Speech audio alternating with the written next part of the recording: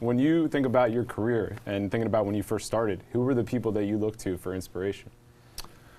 Well, mostly straight up comedians. Like I grew up on, I'm older, so like the Marx Brothers were on free television when I grew up. So that was stuff I would witness like, oh, that's how you do comedy. And that's what I instantly thought, like, oh, that's what funny is. And then I graduated into like Peter Sellers and Monty Python. And then as far as actors, I was a huge Stiller fan. Like his like comedies always worked for me. He's like such a great straight man.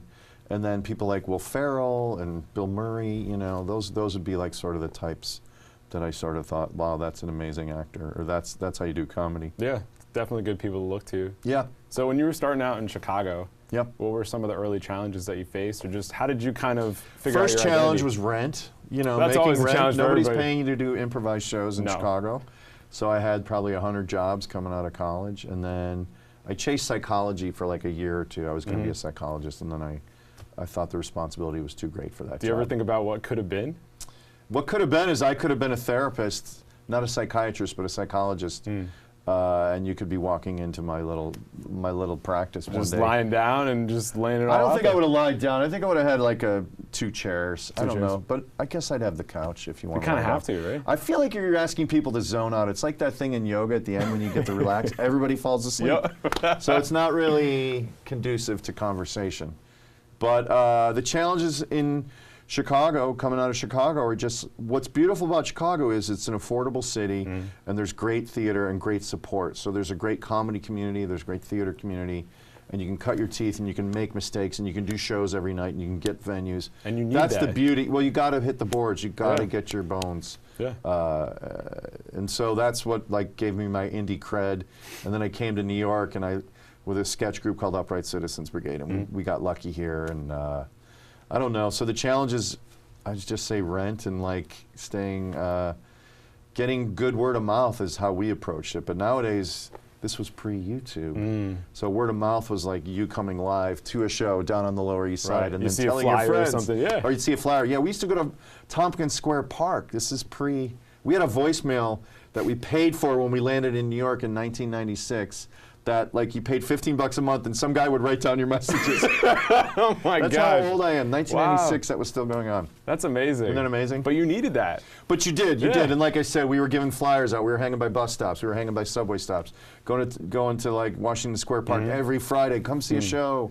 And now you can sort of proliferate your media through social platforms, Right. which Totally is more accurate and better. Yeah, obviously. you can hit more people, but it was totally grassroots for you guys. It was, and that was the challenge. Yeah. And getting that word of mouth, that was like the folkloric way to make a splash, whether it's Chicago or New York. I think getting audiences is another challenge, and that would be the big challenge, because in Chicago it was hard, because you were nobody, and then in New York we had a bit of a name, but you're still competing with so many things in this town. There's so many things grabbing your attention. Yeah.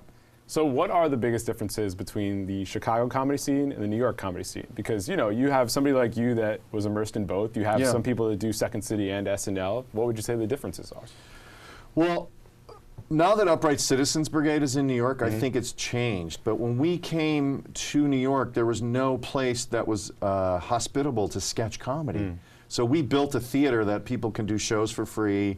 We'll let you do tech for free. We'll advertise the show for you. But when we came to New York, that didn't exist. So we had trunks of props. We would leave on the subway, and we would come home with them. You couldn't leave them at the theater. It was just like you were a vagabond, like you were like a busker, setting up your wares, do your show, and then leave. And then you would have to pay for your tech guy, et cetera, et cetera. Right. So Chicago was a smaller market, and we had more connections. Coming to New York was just instantly more challenging. But I will say, patting myself on the back, what UCB has set up in this town is like, if you're a young kid and you want to study comedy, you could take classes, and then there's stage time where you can actually, now I can get on a house team, and these agents know about UCB, and they come through and they watch shows, and sometimes you catch a break that way. So speaking of UCB, I mean, you guys built this from the ground up. When did you realize it was not only going to be a big thing, but something that could impact generations of people going forward? It happened pretty quick, because like I said, when we came to New York, there was no long-form improv happening. There was what's called Chicago style, where you take one suggestion and you do like 45 minutes of comedy off of that suggestion, or a monologue. that wasn't happening. So we were able to like wow people and get them interested in what we had learned in Chicago. So that was a big break for us. And I'm just happy that UCB exists, because when I was a kid who didn't know what he was doing, I stumbled into an improv class, and after like 2 levels or whatever, I was 8 weeks in, I realized like, oh, this is what I want to do.